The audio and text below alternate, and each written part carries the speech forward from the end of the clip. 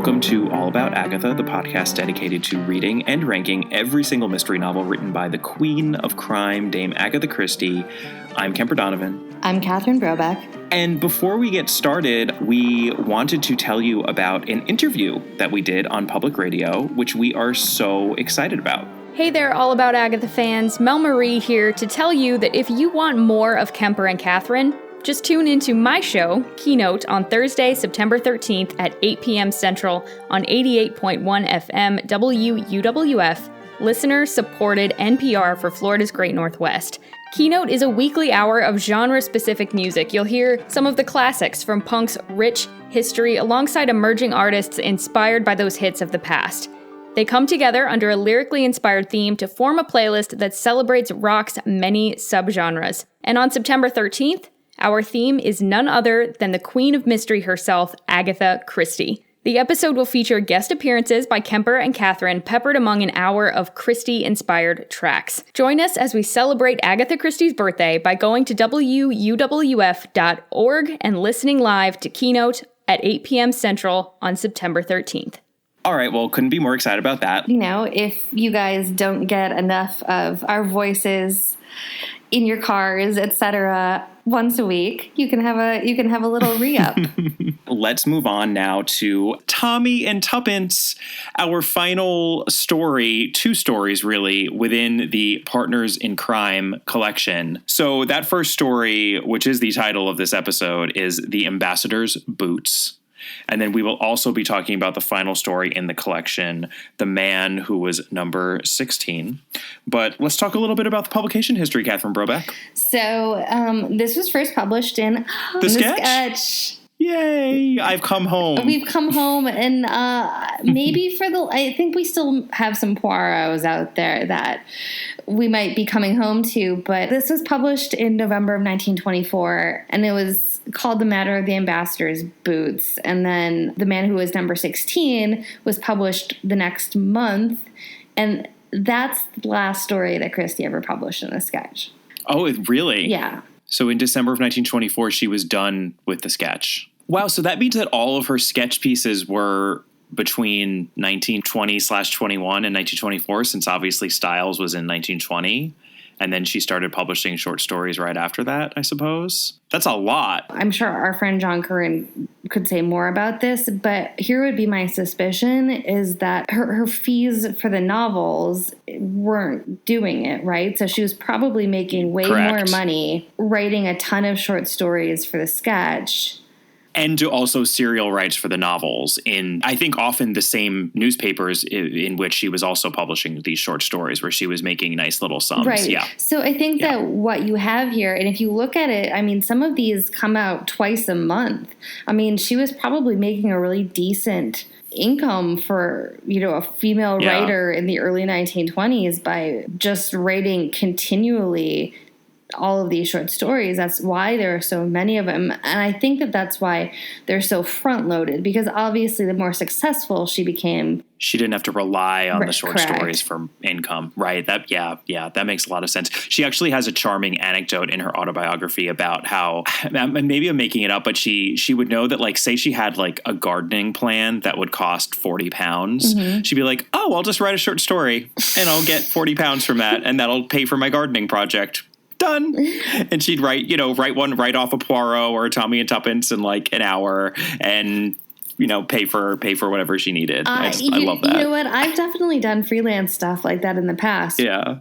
It is interesting how front loaded the short stories are. That is something else that I didn't appreciate until doing this podcast project, because we tried in the beginning to cover short stories that were around the same time period as the novels we were covering, but we quickly realized that was going to be impossible given the fact that we do 2 to 3 short stories between novels, since there are just so many from this early period. So it doesn't really matter, but I didn't realize how relatively few short stories she wrote in the 40s, 50s, and certainly 60s compared to the 20s and 30s. The more you know. And so then the collection, so we'll just finish up the publication history here. Of course, it's published in Partners in Crime in 1929, and it's the last 2 chapters of the book. And it's the last time we see Tommy and Tuppence before NRM. This is our last viewing of young Tommy and Tuppence, as you pointed out on an earlier episode, Catherine. So let's savor it for while it lasts and talk about this ambassador and his boots. Who is our victim here? Oh, who is he, Kemper? Well, he is, not surprisingly, the U.S. ambassador, Randolph Wilmot. Does he have an interesting name? You know what? For Christie, this is restrained. I'd say Randolph Wilmot is, I'm okay with it. So, yeah, he is the U.S. ambassador to Britain. You'd think that maybe he was traveling with something sensitive, that this would be some sort of espionage story or something like that. And perhaps it will turn out to be, but initially it seems that he was just traveling with a kit bag that had a lot of boots in it. I know. And that kit bag was recently exchanged in a case of an accidental switcheroo on a transatlantic voyage. Right. Two very nice boot kit bags that had similar RW initials on them. So who are our suspects, Catherine? We have Richards, who's Wilmot's valet, who handled the luggage exchange. Wilmot himself does not seem to find Richard suspicious, but, we don't know. He certainly had the opportunity. He did. And then we have Eileen O'Hara, a dark-haired, exotic Irish lady who fainted in Wilmot's cabin and also seems to have had the opportunity since she was left alone in that cabin for quite some time. So, what is the world as it appears to be? It's a little complicated, as sometimes it is in Tommy and Tuppence. This is, if you're not picking up on it, a little bit more of a thriller-ish story. It has one clue, perhaps? Yeah, I think it has one clue. We love Tommy and Tuppence, and we try to make the distinction between the old-fashioned-y Perils of Pauline kind of thrillers and the mystery stories. And I think that going into this, we assumed this was a mystery story, and it sort of is. It sort of is, but barely. Barely. Yeah. So that said, Ambassador Randolph Wilmot goes to the Blunt Agency because he's too embarrassed to bring the matter to Scotland Yard or his own embassy. Why would that be, Kemper? So here's what's bothering him. He was on this transatlantic voyage, and when he arrived in England, his valet realized that somehow he did not have his kit bag anymore, that there must have been an accidental switch that happened with someone else's kit bag who had the same initials of RW. And luckily, someone comes to the embassy and says, oh, oops, yes, I work for Senator Westerham, whose first name begins with an R. He was on the same voyage, so somehow the bags got confused. Here is your bag. Here is the Ambassador Randolph Wilmot's bag. You give me back the senator's bag, and now we're all squared. And the valet takes back the bag, and it is indeed the ambassador's bag. So the ambassador is not missing his bag. He has his bag. It's just that he was informed that there had been this switcheroo that happened. So the ambassador happens to run into Senator Westerham, and he mentions the matter, like, hey, wasn't that a funny thing how our bags got switched? And what the ambassador tells Tommy and Tuppence is that, to my great surprise, he did not seem to know what I was talking about. And when I explained, he denied the story absolutely. He had not taken my bag off the ship in mistake for his own. In fact, he had not traveled with such an article amongst his luggage. And it just makes no sense. As the ambassador says, there seems no rhyme or reason in it. This business gets my goat.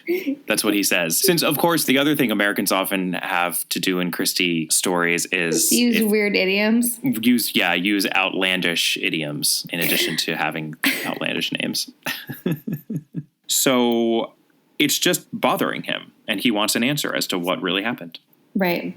There's really no evidence to go on. They don't know the other valet's name. The senator doesn't know what happened. The only witness really is Richards, who was sort of in charge of the exchange of the bags. And Richards really doesn't know of anything suspicious when Tommy and Tuppence are sent to go interview him, quiz him. All he can confirm is, yeah, it was a bag filled with the ambassador's boots. Right, so Mr. Wilmot's bag was exactly as it should have been. It was full of boots. And then they ask Richards if he happened to get a glimpse at the other bag before it was exchanged. And he says, as a matter of fact, sir, I was just opening it at the very moment Senator Westerham's man arrived. I just undone the straps. And Tommy asks, did you open it at all? And he says, we just unfastened it together, sir, to be sure no mistake had been made this time. The man said it was all right, and he strapped it up again and took it away. What was inside? Boots also? No, sir, mostly toilet things, I fancy. I know I saw a tin of bath salts.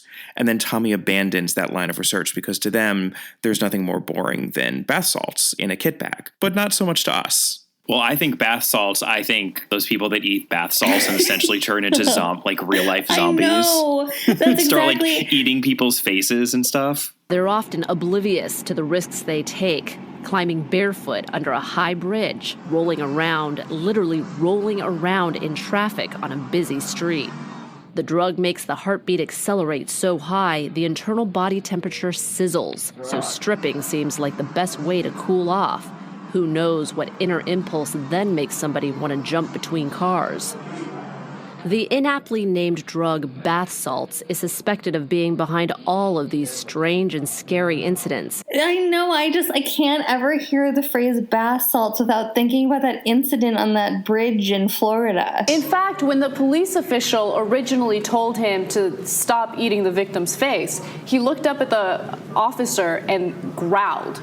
Okay, so he was that high that he was acting in that manner. Anyway, as you mentioned, he got shot. That's not a reference Christie was counting on, I think, when she put bath salts in here. The problem with this story is if you're reading it in 2018, you read that on the first few pages and you think, oh, they're smuggling drugs. Yeah, you're like, oh, these are drug smugglers. And you know what? You'd be right. Spoiler, you would be right. But it's not intentional because obviously in 1924, there were rampaging bath salt high pseudo cannibals. That's supposed to be an entirely innocent reference there. It's like saying ivory soap or shampoo. Well, what else does Richard say happened that might be of interest? Well, there's a young woman. She's named Eileen O'Hara. No relation to Scarlett. Fiddly-dee. Whoa, whoa, whoa. She apparently fainted outside the ambassador's room, and then Richards brought her inside to rest while he went to go get help. And one of the things that Tommy and Tuppence say is, well, Eileen O'Hara seems like a fake name. It's too Irish. It's trying a little too hard. So Tommy just decides to put an advert in the paper for this Eileen O'Hara or her whereabouts. This seems like potentially a bad idea. There's a suspicious woman who might have been up to no good in a nefarious but unexplained way. So let's just take a newspaper ad out and say, anyone who has any info on her, come on over to this address where we are sitting. Waiting for you. Right. So when Tuppence is out of the office, a young blonde named Miss Cecily March shows up. And we will get there by the end of the story, but we do learn that she is not a natural blonde. But she is noted to be a comely lass, I believe. Yeah, very, very comely. And even if Tommy is a little wary... Yeah, Tommy had just time to see that she was fair-haired and extremely pretty when the amazing occurrence happened. What happened, Catherine? Well, a gentleman barges in and threatens to kill them all. With a gun. Yeah. I have to say, I'm usually scolding the adaptation series with Francesca Ennis and James Warwick for inserting silly scenes in which they're held at gunpoint. But here we go. It is in the original. Yeah, and he's like a raving lunatic. You know, he knows about the advert. This goes on for a minute until Albert, we all remember Albert, right? Oh, yeah. Their faithful assistant.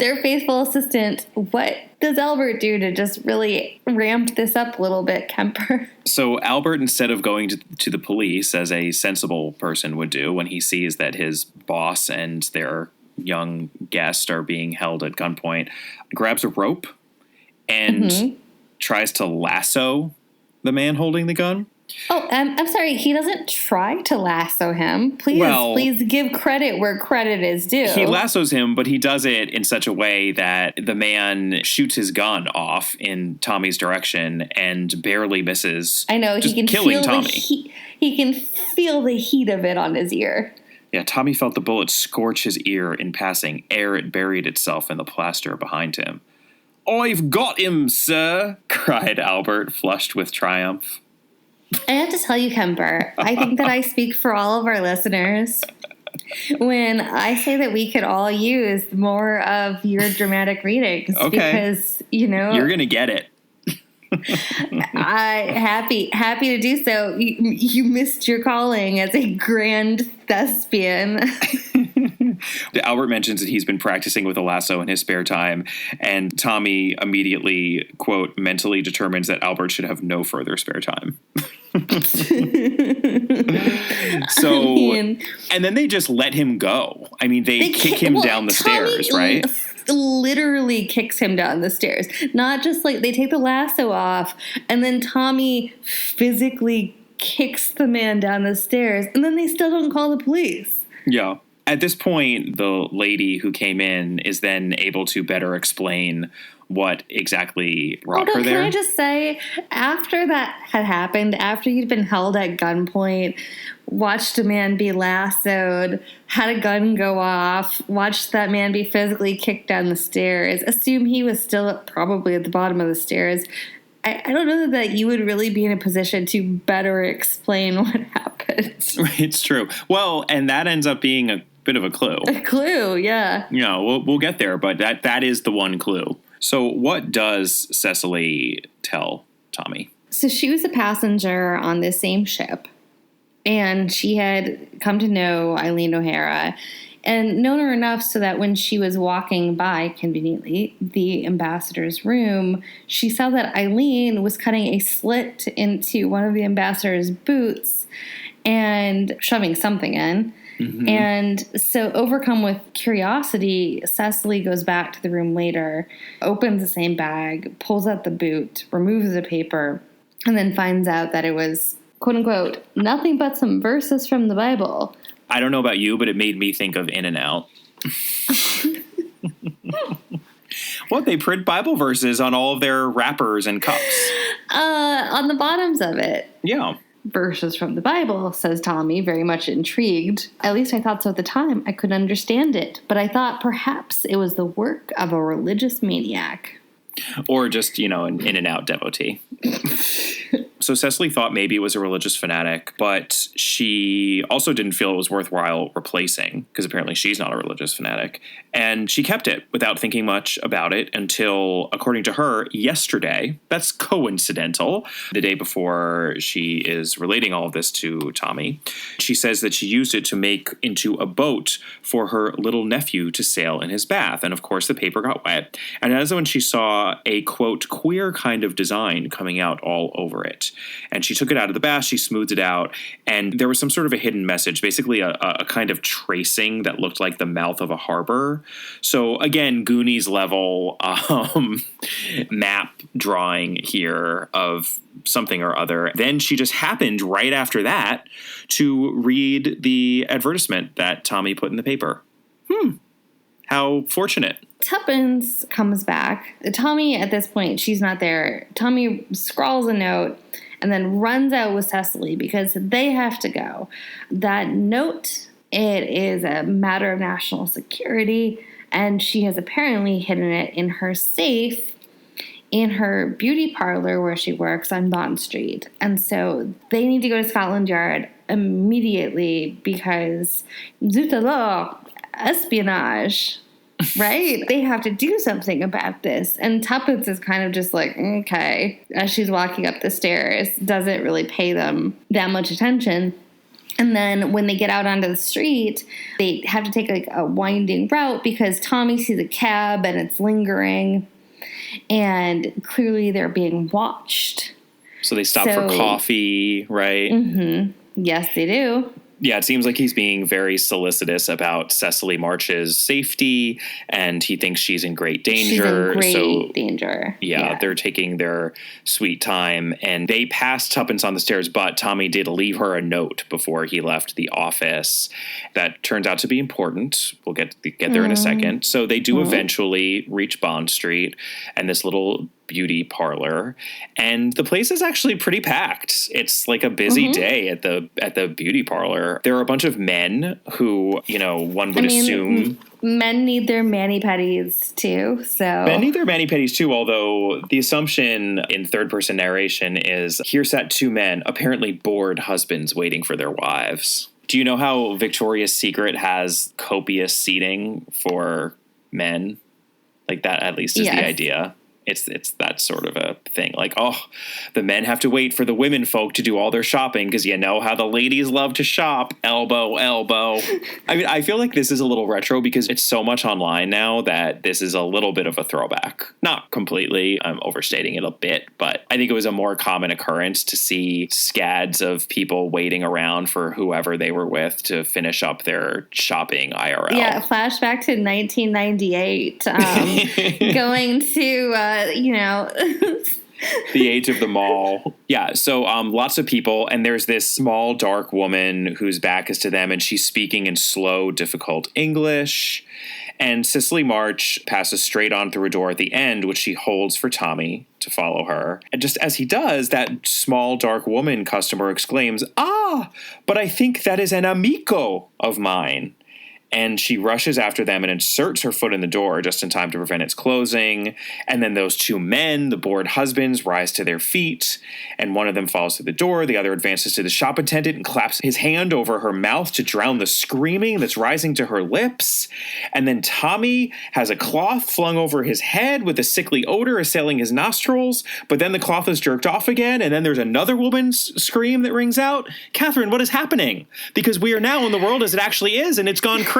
The world as it actually is a scene on a weekday in 1997 at a Victoria's Secret in a shopping mall in suburban America. Just with a little bit more chloroform. Not that much more, but just a little bit more. just slightly more. And Tommy was legitimately attacked. The man that he kicked down the stairs is one of those men who is waiting. Which is maybe why you should have called the police and had him arrested. Generally a good idea. If somebody has already tried to kill you with a gun, maybe you report that. Maybe, yeah. Tommy, as we've said before, Tommy not always the brightest bulb. So he's not quite chloroformed. And it turns out that the other people in that parlor waiting room are none other than Tuppence, who has managed to get there because Tommy took his sweet time leading Miss Cecily March around London, and Scotland Yard. You really wonder what was on that note that Tommy left. I know. It seems like he had to have put a lot of information in that note in a very short amount of time. Right. Like, it seems like he had to have written a veritable essay on what had happened. But, Maybe he took a course in shorthand. Possibly. Also, though, we know that Tuppence is actually very intuitive about things. So this is true. To be fair, I think the true sort of Christie-esque sleight of hand that's going on in the storytelling here is that we're confronted with a switcheroo and we're asked to answer the question as readers, okay, why did someone apparently want the ambassador's kit bag for a relatively short period of time and then just return it seemingly not altered? Why is that? That doesn't make sense. And the answer is you have to look at it the other way around, which is so often the answer in Christie, where you have to change the angle at which you're looking at the problem. The issue was that... You know what? It's actually really clever. It is clever because the issue is that it was the other bag. It was the kit bag that was in the ambassador's possession for that period of time when the ambassador didn't have the ambassador's bag, because ambassadors don't have to go through customs. That's one of the Right. perks of being an ambassador. So that's why Tommy immediately thinks of smuggling and something that can't be too bulky, which leads him to guessing that it's drugs. And then the mention of bath salts being in tins, that obviously you can just sort of put a layer of bath salts over what you really want in there. Similar to putting a layer of potatoes in a tin that you bury in the ground, perhaps. Oh, man. Right? Tommy and Tuppence. Tommy and Tuppence. I'm trying to build here on all that we've learned in the Partners in Crime series. I know. But what we learn in this is that if you want to smuggle a ton of cocaine into Britain, just smuggle it in and sprinkle some like pretty fancy bath crystals on top of it and sneak it into an ambassador's luggage. That's all. Apparently, the bath salts are, of course, cocaine covered in bath salts. The ambassador's bag was swapped because it wouldn't be checked by customs. And then after surviving customs, the bag got switched back and the cocaine could then be distributed. This beauty parlor apparently is a major distribution center in the drug trade in London. Do you know that makes sense? That makes sense somehow. Oh, yeah. No, that makes sense to me, too. The only thing that I will mention before we briefly touch on the adaptation is that we always have to mention the detective and mystery author referenced within each of these stories. And now that I know that these references were often added after the fact, between the original serialized version and when the story was collected within Partners in Crime, you can really see it because the references are only made at the very beginning and very end of this story. There's this reference to Tuppence playing Reginald Fortune.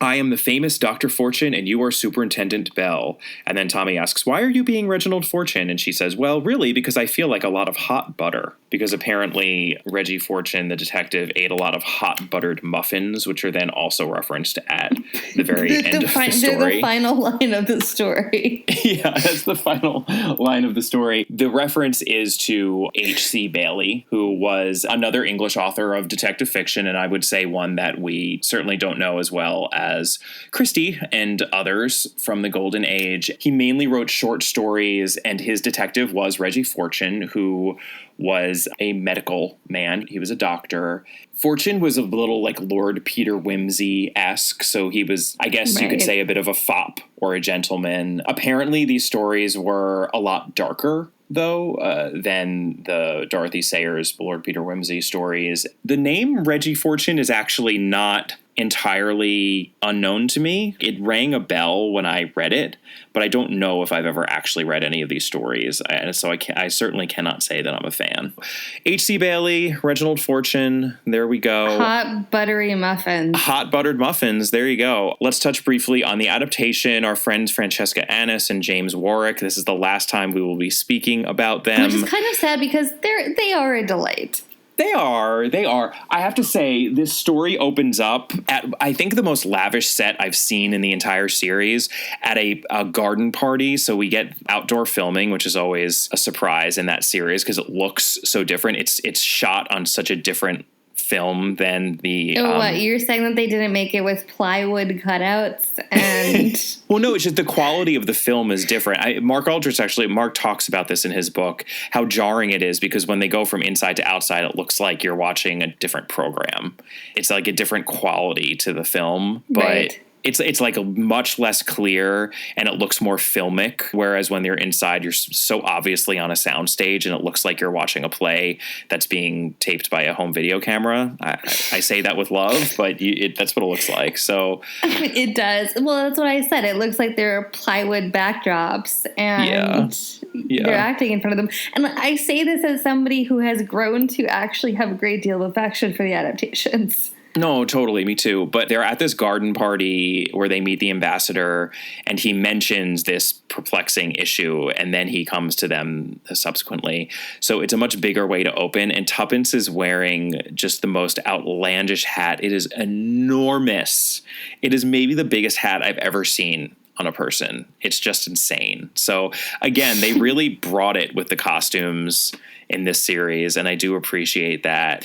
Even though there's not that much to this story as a puzzle mystery, there's a lot of incident and action. So there wasn't that much invention that they had to do. The one thing that they did that I just want to point out, because it was curiously executed, is that Tuppence, in the middle of all of this, goes off to lunch with her lady friends who she got to know when she was volunteering in the Great War.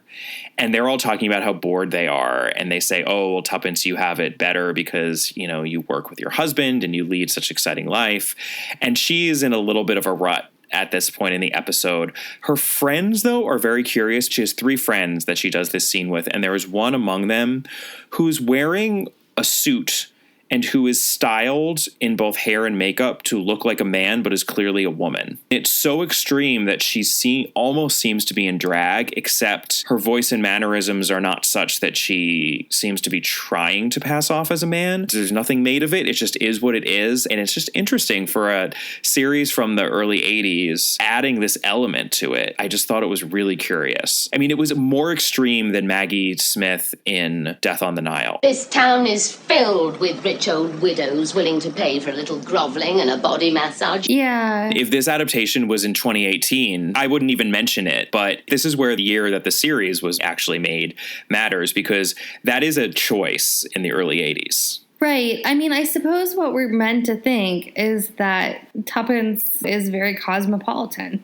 Yeah, Tuppence has interesting friends who lead all sorts of different lives. Because it's almost a little implied that that woman dressed more as a man and one of the other women are kind of a couple. That's a little fuzzy. I might have been reading into that. So, yeah, she's got some cool friends. I mean, certainly there have been piles of books written about like the Bloomsbury group who would have been contemporaries of Tuppence. You could argue in a way that it's a little accurate to period. I mean, there's also the sort of phenomenon of homosexuality in pre-Third Reich Berlin being more it's cabaret. Yeah. It's cabaret. Yeah. It's just a curious choice. Having watched every other episode within that series, these friends then join her when she goes to the beauty parlor and all of those adventurous hijinks ensue, and they help out. And 2 of them have face masks on and are pretending to be getting these beauty treatments, and the other one is another customer. And we couldn't have done it without the help of the girl. Oh, well, it was just like the war. The war? VAD. We were all in it together. Used to drive ambulances, that sort of thing. Only the uniforms were different. Tuppence, dear, should you need us, we'll be outside. Come along, girls. It's been such fun. I would have to say the adaptation does sort of a weird job about this, but one of the things that is lovely about young Tommy and Tuppence is that they are adventurous. They're interested in other people. You could see them hanging out with an eccentric group that was diverse, that had like intersectionality in it. They're a little nonchalant in a weird way. That's what makes them sort of lovely and interesting, and why Tuppence in particular is this lovely character. You know, the more that we've gone over this, I find Tuppence to be a really, really wonderful character because she's incredibly smart and she's brave and she loves her husband and she still does her own thing and is cool. Yeah. No, I mean, Tuppence is kind of the ideal. I think Tuppence is Agatha Christie's dream version of herself. It's like the happiest version of what she could be. That's sad in a lot of ways, isn't it? Yeah. Life is life, so that's why it's the dream. All the things that matter are perfect for Tuppence, and she's supremely happy. Which is oddly a good segue into that final story within this collection because of where we end up.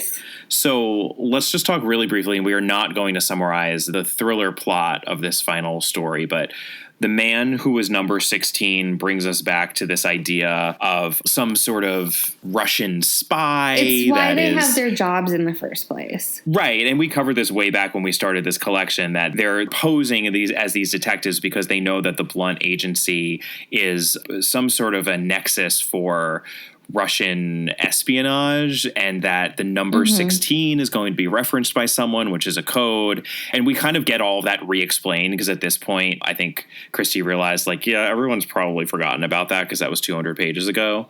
And it happens. There's espionage hijinks that involve Tuppence being in a great deal of peril, including ultimately being found not under a bed, but in a bed. I don't even really understand how that's possible. Like, I wasn't quite clear on the physicality of that. Like an elaborate bed, I guess. Like, is she in the box spring? Like, it's a hollow box spring or something? I don't know. I frankly did not quite get where she was either. Maybe somebody who has a better sense of what's going on can tell us. Yeah, it's fine. You know, this is why we chose to skip the thriller interstitial stories. Well, A, they are not adapted within the Francesca Annis James Warwick series, and B, they're not mysteries, and they're so light and slight that they just didn't feel that they merited an episode. But this one is charming for two reasons. And the first is that, of course, Christie does reference another detective and novelist, but in this case, she's referencing herself and none other than Monsieur Hercule Poirot. Poirot.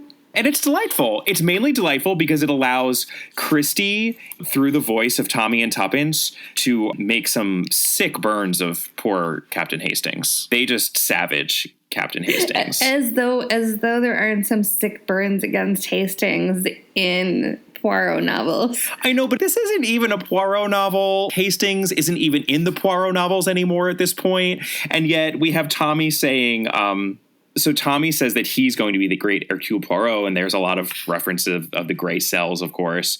And then Tuppence says, because she has to be Hastings, I have a feeling that this particular adventure will be called The Triumph of Hastings.